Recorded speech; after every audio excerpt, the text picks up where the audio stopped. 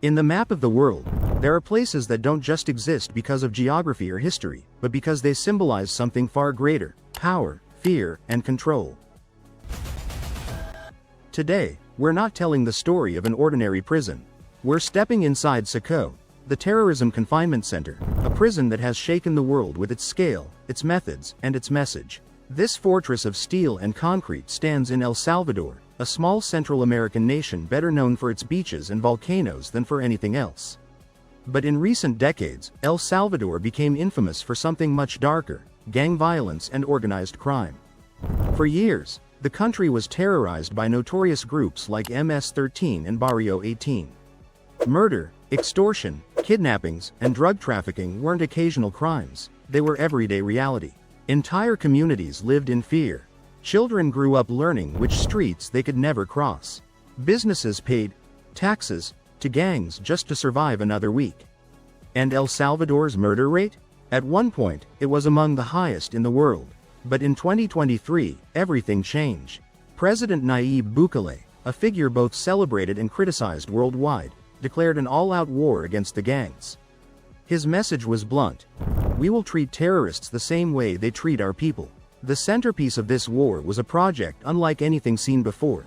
A mega prison built with one goal in mind: to break the cycle of violence by locking away thousands of the country's most dangerous men in one place. That project was CECOT. When footage of the prison was first broadcast, the world couldn't believe what it was seeing. Thousands of tattooed inmates, shirtless and barefoot, chained and hunched, running in formation with their heads bowed, surrounded by heavily armed guards shouting orders. To some, it looked like a scene out of a dystopian movie. But this wasn't fiction. This was real. CECOT is considered the largest and most secure prison in the world. It was designed not just to house criminals, but to send a clear message: the state is stronger than the gangs. The government is in control, and no criminal will ever be above it. Inside these walls are not pickpockets or small-time thieves. These cells hold men who have murdered, extorted, and ruled neighborhoods through fear. Men who once considered themselves untouchable. Now, they live under constant surveillance, cut off from the outside world, with no sunlight, no freedom, and no chance of running the empires they once commanded. But the existence of CECOT raises a haunting question: is this the ultimate solution to crime? Or is it the beginning of a new era of state power that comes at the cost of human rights? Supporters hail it as a historic success. Since its opening, El Salvador's homicide rate has dropped to record lows. Streets once ruled by gangs are now safer than they've been in decades. Parents let their children play outside again. The government presents these numbers as proof that the prison is working. Critics, however, see another side of the story. They call CECOT a machine of oppression, a place where dignity is stripped away and men are reduced to numbers. International human rights groups argue that in the pursuit of security, El Salvador has crossed a dangerous line. But no matter which side of the debate you fall on, one fact remains undeniable: CECOT is unlike any prison the world has ever seen. This introduction is just the beginning of the journey. In the chapters ahead, we'll uncover how this prison was designed and built, what life is like inside its walls, who the inmates are, and how its existence has transformed the future of El Salvador. But even before we step further inside, one thing is already clear: CECOT is not just a prison. It is a symbol of fear, a symbol of control, and perhaps, a warning to the rest of the world. When the government of El Salvador decided to build CECOT, the terrorism confinement center, it wasn't just planning another prison. It was planning a fortress. A facility so vast, so impenetrable, and so intimidating that it would stand as a physical warning to anyone who dared to challenge the authority of the state. The project began with one simple but ambitious idea: create the most secure prison in the world. Construction was ordered in 2021, at the height of President Nayib Bukele's crackdown on gangs. By that time, tens of thousands of suspected criminals had already been arrested under the government's state of exception. But there was a problem. The existing prisons were overflowing. Cells meant for 50 inmates were holding 200. Violence and riots were constant. The government needed a solution, and fast. The answer came in the form of CECOT. Spread across 166 hectares of land in a remote rural area of Tecoluca, far from the capital and even farther from any escape routes, CECOT was designed like a military base. The government didn't just want to build cells. It wanted to build a fortress city of concrete, steel, and surveillance. From the outside, the prison looks like a massive concrete labyrinth. Its walls rise 11 meters high, topped with electrified fencing. Watchtowers loom over every corner, staffed by heavily armed guards with high-caliber rifles. But the true strength of CECOT isn't just its walls, it's the layers of security stacked one after another, like the rings of a fortress. To even reach the main prison, you must pass through 8 security perimeters. These are not symbolic fences, they're barriers designed to trap, delay, and stop anyone who dares attempt an escape or infiltration. Each perimeter is monitored with motion detectors, thermal cameras, facial recognition systems, and drones that hover above. At the heart of the facility lies the prison itself, 37 massive buildings, each designed with a singular purpose. Housing, security, administration, workshops, and surveillance, all interconnected, but strictly isolated to prevent inmates from ever breaching containment. One of the most terrifying aspects of CECOT is its sheer scale. The prison was built to hold 40,000 inmates, making it not just the largest prison in El Salvador, but one of the largest in the entire world. To put that number in perspective, that's more than the entire population of some small towns, locked behind a single set of walls. Inside, the housing units are deliberately austere. Cells are small, dark, and crowded, each one holding around 100 prisoners with no beds, no mattresses, no comfort. Just concrete floors and metal bars. Inmates sleep shoulder to shoulder, with little space to move. Toilets and sinks are minimal, designed only for function, never for dignity. And unlike other prisons where inmates might have access to television, books, or even outdoor recreation, CECOT strips away nearly all privileges. There is no sunlight, no contact with the outside world, no family visits. The prison is designed to keep its occupants in absolute isolation from the society they once terrorized. But the most striking feature of CECOT isn't what the prisoners see, it's what the guards see. In the control rooms, rows of massive screens display live footage from thousands of security cameras installed throughout the facility. Every corridor, every cell, every common area is under 24/7 surveillance. Guards monitor inmates constantly, ready to respond at the slightest sign of resistance. To ensure order, the government also deployed military personnel inside the facility, not just civilian guards. These soldiers are trained for combat, not negotiation. Their orders are strict: maintain absolute control, no matter the cost. Even the logistics of the prison are meticulously designed. The kitchens can prepare more than 80,000 meals a day, but the food is simple: rice, beans, and tortillas, stripped of variety. Medical facilities exist but are minimal, intended only to keep inmates alive, not comfortable. The construction of CECOT was carried out with astonishing speed. In less than 2 years, the government turned a patch of rural land into a fortress. The rapid timeline raised eyebrows internationally. How could such a massive project rise so quickly? The answer lies in the government's iron grip. Environmental approvals were bypassed, civilian complaints were silenced, and the military ensured the project stayed on track. When the prison finally opened in February 2023, it was unveiled like a stage performance. President Bukele released dramatic footage showing the first 2,000 inmates being transferred into the facility. The world watched in shock as shirtless, tattooed men, members of MS-13 and Barrio 18, were marched in chains, their heads bowed, their bodies pressed together in submission. For the government, the message was clear: this is where gang leaders end up. This is where power ends. But while supporters praised the design as a revolutionary step in criminal justice, critics saw something else: a factory of suffering. Human rights organizations compared CECOT to a concentration camp, pointing out that its construction ignored basic humanitarian standards. Questions arose. How could thousands of men be crammed into such harsh conditions? What happens when you treat human beings like caged animals? Still, from a design perspective, there's no denying CECOT achieved its goal. It is a facility built not just to contain, but to crush the spirit of those inside. Every wall, every camera, every rule is designed to remind the inmates of one thing: their freedom is gone, and it will never return. In the end, CECOT is more than just a prison, it's a weapon. A weapon built out of steel, concrete, and fear. A weapon aimed not only at the inmates within. That's a good thing that you told me, because I feel old. Can I see your tattoos? But at every gang member still roaming the streets. sending a message louder than any speech or law. If you choose the path of crime, this is your destiny. And that is the architecture of control, the design and construction of the world's most notorious mega prison. Once you step inside the walls of CECOT, you enter a world built entirely around control. Everything, the layout, the routines, even the smallest details, has been engineered to strip inmates of freedom, identity, and resistance. This is not a prison where rehabilitation is the priority. It is a prison where absolute security and domination are the only goals. From the moment an inmate arrives, the rules of daily life are clear. You no longer belong to yourself. You belong to the system. 24/7 surveillance. CECOT operates under one guiding principle: nothing goes unseen. Every corridor, every cell, and every open space is monitored by thousands of surveillance cameras. These are not ordinary cameras, they are high-definition, motion-activated, and infrared-enabled, ensuring no blind spots exist. In control rooms, large screens stream live footage day and night.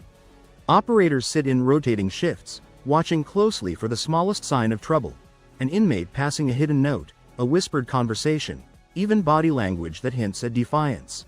Beyond cameras, the prison is also equipped with drones and thermal scanners that can detect unusual activity. If two prisoners try to move against the rules, guards know instantly.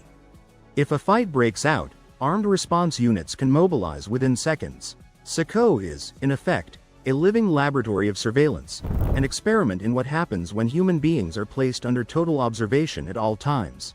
Armed guards' military presence.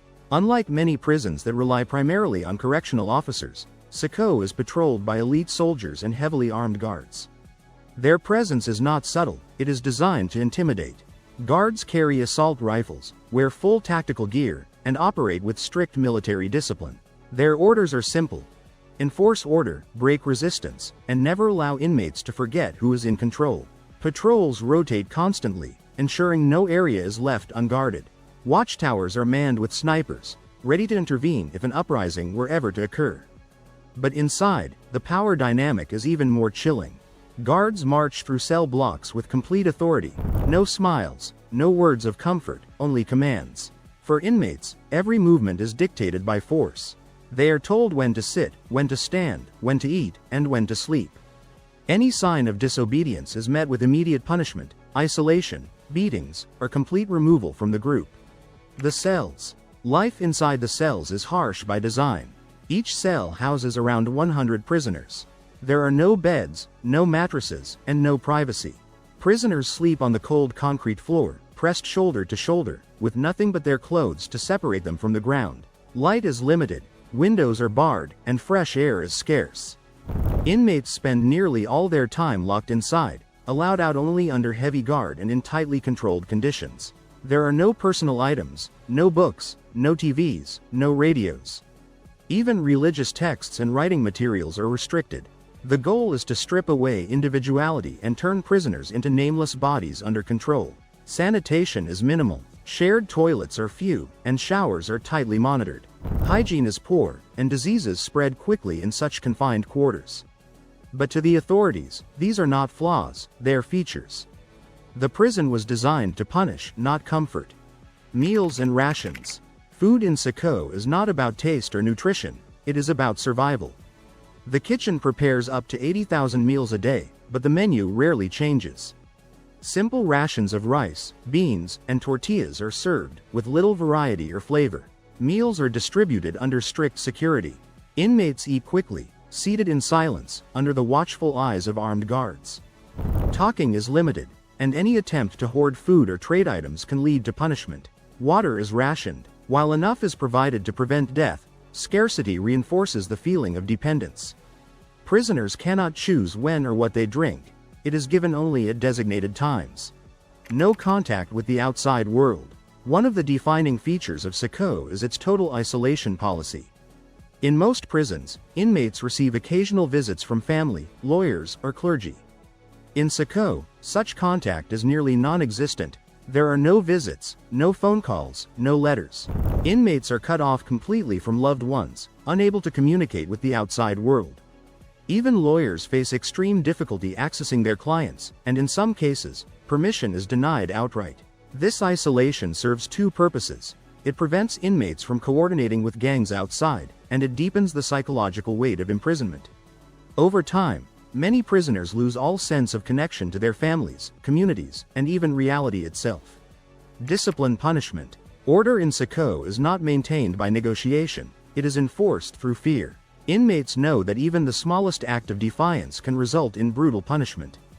Guards are authorized to use force at the slightest provocation. Prisoners who resist may be stripped, beaten, and dragged into isolation cells, tiny, windowless rooms where they are left in darkness for days. There are reports of prisoners forced to kneel for hours, their hands tied behind their backs, while guards patrol with weapons ready. The goal of such punishments is not just physical pain, but psychological domination. CECOT's design makes escape nearly impossible. But its true strength lies in making prisoners feel that resistance itself is impossible. That there is no way out, not from the walls, and not from the control that defines daily life. Psychological warfare. Perhaps the most powerful weapon inside CECOT is not the guns or the cameras. It is the atmosphere of fear. The absence of freedom, the lack of privacy, the endless surveillance, all of these combine to create a crushing psychological burden. Inmates know that they are being watched every second, that they have no secrets, no identity, and no future beyond the walls. The government has made no attempt to hide this reality. In fact, it proudly broadcasts images of prisoners kneeling in chains, heads bowed, as proof of its success. These images are designed not just to terrify the inmates, but to send a message to the world. El Salvador controls its criminals completely. The daily routine. A typical day inside CECOT is repetitive and stripped of humanity. Prisoners wake at dawn to the sound of commands. They are forced to line up, kneeling or squatting, often shirtless and barefoot. Breakfast is served quickly, under armed guard. The rest of the day is spent either locked in the cell or in small, heavily supervised work areas. Talking is minimal, movement is restricted, and every activity is scheduled to the second. At night, prisoners return to their overcrowded cells, where they sleep pressed together on the floor. There is no leisure, no education, no rehabilitation. The routine is designed to break the will, to erase the possibility of rebellion, and to remind prisoners daily that their power is gone. The message of security. To the outside world, CECOT is more than a prison. It is a symbol, a demonstration of what happens when the state decides to prioritize security over rights, control over freedom. For some, it is a triumph, a place where gang leaders are finally powerless, where the most dangerous men in the country can do no more harm. For others, it is a nightmare, a facility that abandons human rights in the pursuit of total control. But inside CECOT, there is no debate. There is only silence, submission, and the heavy weight of security pressing down on every moment of daily life. When you hear about CECOT, the terrorism confinement center, it's easy to imagine it as just a fortress of walls, cameras, and guards. But the true story of this prison isn't only about concrete and steel. It's about the men inside. The inmates of CECOT are not ordinary criminals. They are the leaders, assassins, extortionists, and enforcers of some of the most feared gangs in the world, MS-13 and Barrio 18. For decades, these two gangs ruled the streets of El Salvador, spreading fear through entire neighborhoods, killing at will, and turning the country into one of the most violent places on earth. Today, many of their top figures live behind the walls of CECOT. And their stories reveal the true purpose of this prison. The fall of the gang lords. Before their capture, gang leaders walked the streets with almost king-like authority.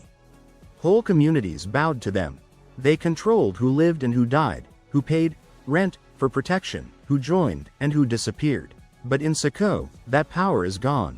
When the government transferred the first 2,000 gang leaders and members to CECOT in February 2023, the world saw the images.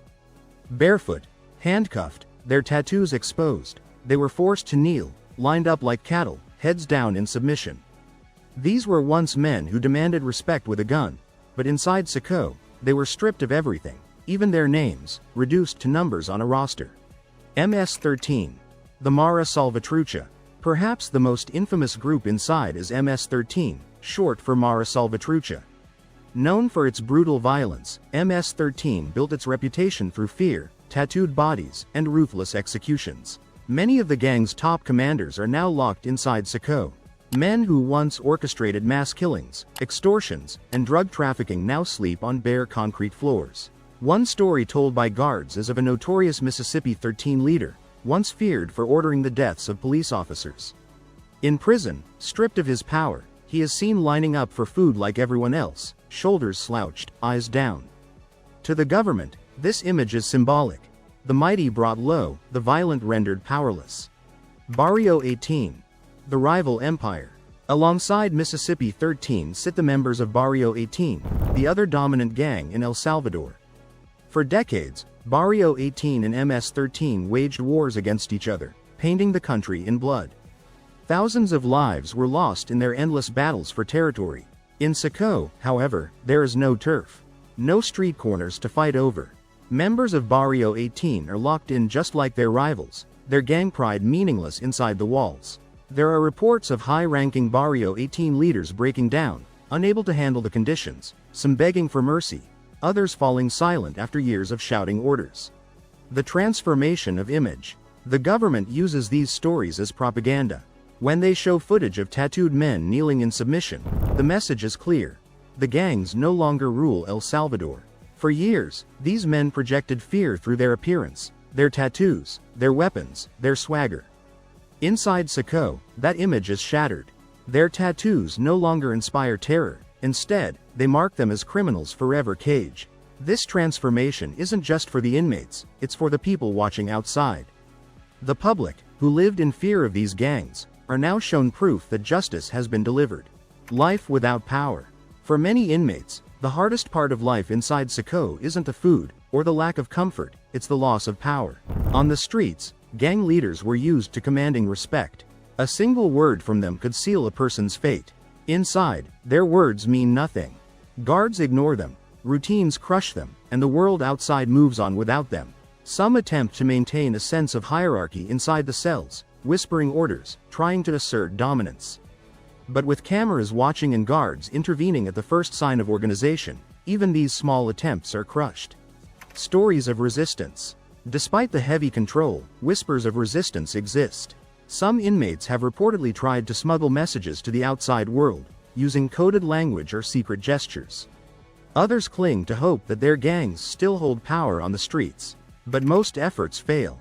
Guards are trained to spot gang signals, and surveillance leaves little room for secrets. Every time resistance is crushed, the inmates are reminded of their helplessness.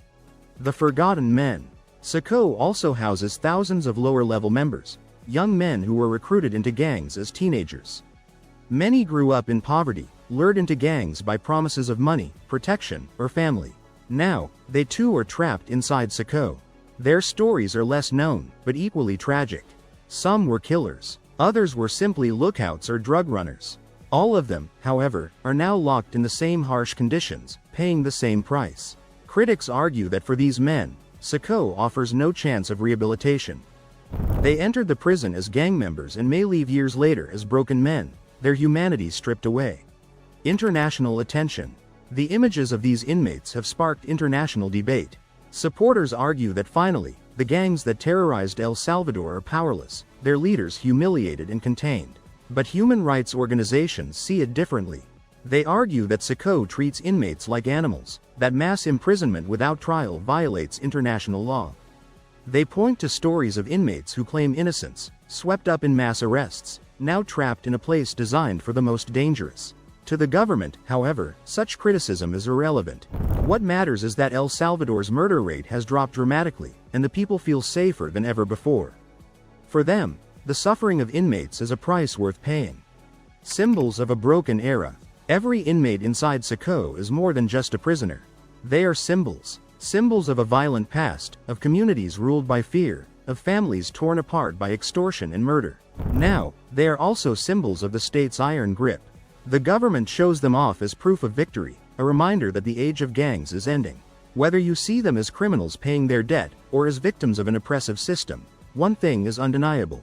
Their stories are woven into the story of El Salvador itself. CECOT is not just their prison, it is their tomb of power, their final stage, where the legacy of fear they once spread is caged and displayed for the world to see. When El Salvador unveiled CECOT, the largest and most secure prison in the Americas, the world watched with mixed emotions. Some called it a bold step toward reclaiming a nation plagued by gang violence. Others called it a human rights disaster waiting to unfold. The reactions were as polarized as the prison itself. Impenetrable walls on the outside, and an intense debate raging across the globe. The global spotlight. The images of tattooed gang members, shackled and hunched, being herded barefoot into the prison cells spread across international media. For supporters, these images were cathartic, proof that justice had finally caught up with the men who terrorized El Salvador. For critics, they were disturbing reminders of authoritarian excess, where punishment outweighed justice. International news outlets framed the story in dramatic terms. El Salvador declares war on gangs, or the world's harshest prison unveiled.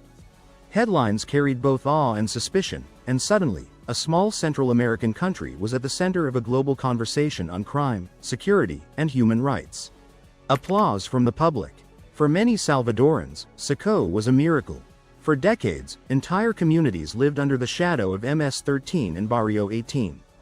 Extortion was routine, murders were common, and fear was the language of everyday life. Now, for the first time in living memory, neighborhoods felt safe. Homicide rates plummeted, shopkeepers reopened their stores, families dared to walk the streets at night. Parents said their children could finally play outside without fear. In interviews, residents described it as a new El Salvador.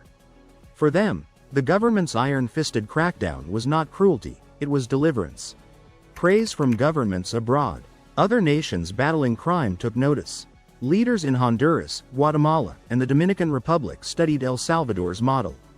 Could mass incarceration and maximum security facilities like CECOT be the answer to their own gang epidemics? Even outside Latin America, countries struggling with organized crime debated the lessons. Some politicians praised President Nayib Bukele's approach as visionary. In prison. Uno. I swear to God they won't eat a grain of rice. Let's see how long their homeboys last inside. A template for how to crush criminal empires. They argued that traditional methods, slow trials, overcrowded jails, rehabilitation programs, had failed. Bukele's strategy, though harsh, was working. Criticism from human rights groups. But not everyone applauded. Amnesty International, Human Rights Watch, and the United Nations raised alarm bells. They claimed El Salvador's approach violated international standards of justice. Thousands of people had been arrested under the government's state of emergency, many without trial, some reportedly without evidence. Inside CECOT, inmates lived under near total isolation, with no visits from family, no sunlight, no rehabilitative programs. Critics argued this was not a prison, it was a warehouse of human suffering, designed to break men rather than reform them. Reports emerged of families searching for relatives, unsure if they were guilty or simply caught in mass sweeps. International observers warned that, while crime rates dropped, the price might be the erosion of democracy and human rights. A clash of perspectives. This debate crystallized a larger question. What should justice look like in the face of extreme violence?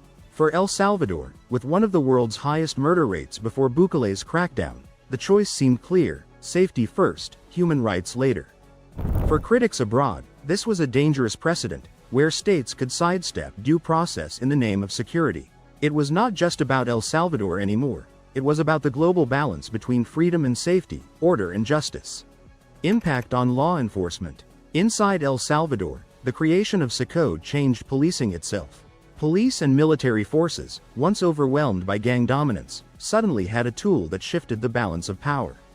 No longer did they fear that captured gang leaders would continue running operations from inside prison. In CECOT, communication with the outside world was cut off completely. For law enforcement, this was liberation. Officers could work without the same fear of retaliation. Communities began to cooperate more, providing tips and testimony, knowing gang influence was fading. Morale among the police rose. For years, they had been fighting a losing battle. Now, they felt they were winning. A new global template? CECOT sparked a larger discussion in criminology and law enforcement circles worldwide. Was this the beginning of a new model of prison design? Traditionally, prisons balanced security, punishment, and rehabilitation. But CECOT leaned almost entirely toward security and punishment. Some experts argued this was the only way to handle hyper-violent gangs that treated prison like an office space rather than a punishment. Others countered that ignoring rehabilitation only created hardened criminals, ensuring violence would resurface in the future. Still, governments facing crime waves could not ignore El Salvador's results. Murder rates fell by more than 50%. Extortion dropped sharply. Tourism even began to rise. The psychological warfare. CECOT's impact went beyond physical incarceration, it was psychological. For decades, gangs thrived on the image of invincibility. Tattoos, rituals, and fear kept their enemies silent. When the government broadcasted images of gang leaders stripped to their underwear, kneeling in submission, that image was shattered. It was not just the inmates who lost power, it was the myth of the gangs themselves. This, too, became part of law enforcement strategy worldwide. The use of symbolism, humiliation, and propaganda to weaken criminal organizations. The cost of victory. But even victories carry costs. Human rights groups continue to demand accountability. Some warn that innocent people may have been caught in the dragnet, their lives destroyed without trial. Others fear that once the state adopts such authoritarian methods, it may never give them up, even after gangs are gone. In the long run, will El Salvador remain a democracy, or has it traded freedom for security? That question lingers. Legacy and impact. CECOT will be remembered not just as a prison, but as a turning point in the history of crime and punishment. For El Salvador, it marks the end of an era dominated by gangs, and the beginning of a fragile new chapter of peace.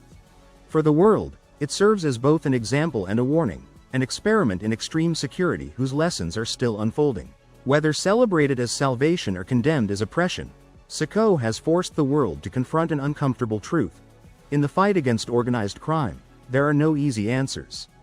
Only choices, each with consequences that will shape nations for generations to come. As the world continues to watch El Salvador's unprecedented experiment in mass incarceration, one question remains. What will be the long-term legacy of the CECOT prison? Will it be remembered as a revolutionary model in the fight against organized crime, or as a cautionary tale of authoritarian overreach? CECOT is not just a prison, it is a statement. A statement of President Nayib Bukele's determination to crush gang violence, but also a symbol of the debates surrounding human rights, democracy, and state power. A symbol of power and control, CECOT stands as a physical representation of the Salvadoran government's strength. With its sheer size, militarized guards, and maximum security cells, it projects authority and control. For many Salvadorans, who lived in fear of gangs for decades, CECOT is seen as justice finally served. For the first time in years, neighborhoods once dominated by MS-13 and Barrio 18 gangs feel safer. Extortion, kidnappings, and murders have dropped dramatically. Bukele's supporters see CECOT as the backbone of his iron fist security policy. But critics argue that this legacy of control could become dangerous. They warn that once a government builds such absolute power, it rarely gives it up. Impact on El Salvador's identity. CECOT has redefined El Salvador's global image. For decades, the country was known as one of the most violent nations on earth. Today, it markets itself as the safest country in Latin America. Tourism campaigns, real estate investments, and digital nomads all highlight the transformation. The prison plays a key role in this rebranding. International media coverage, images of tattooed gang members in chains, kneeling on the floor, have become symbolic proof of El Salvador's new order. But with this new image comes a darker question. At what cost was it achieved?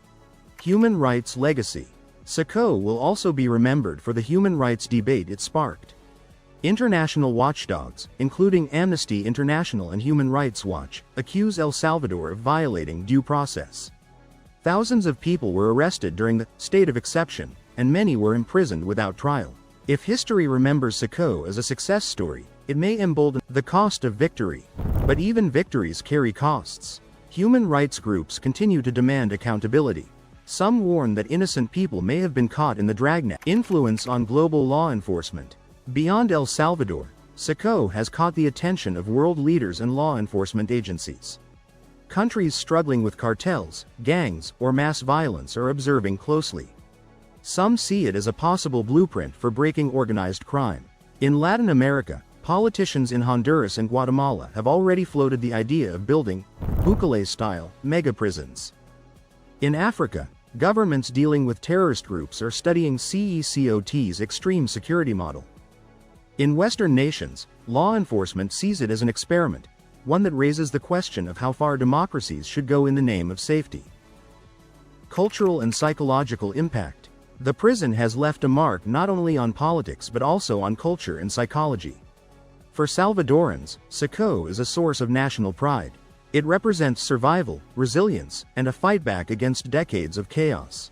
But for the inmates inside, it represents the end of freedom, the end of power. For the gangs who once terrorized the streets, CECOT is a graveyard of their empire. For the world, those haunting images of prisoners in long lines, heads shaved, tattoos exposed, will remain burned into memory. Icons of 21st century justice, or injustice, depending on perspective. The future legacy. The true legacy of CECOT may not be known for years. If El Salvador remains safe, grows economically, and maintains democratic principles, CECOT will be remembered as a turning point in history, a bold move that worked. But if abuses rise, if democracy erodes, or if gangs simply evolve and re-emerge, then CECOT could become a dark symbol. A reminder that prisons alone cannot solve society's problems. CECOT is more than a prison, it is a mirror. A mirror reflecting humanity's eternal struggle between freedom and security, order and chaos, justice and abuse. Whether it becomes a model for the future or a warning from the past will depend on what comes next in El Salvador's story. And that concludes the story of CECOT, the world's most secure prison. If you enjoyed this documentary, don't forget to like, share, comment, and subscribe to the channel. Your support helps us keep making more content like this. Until next time, stay curious and stay safe.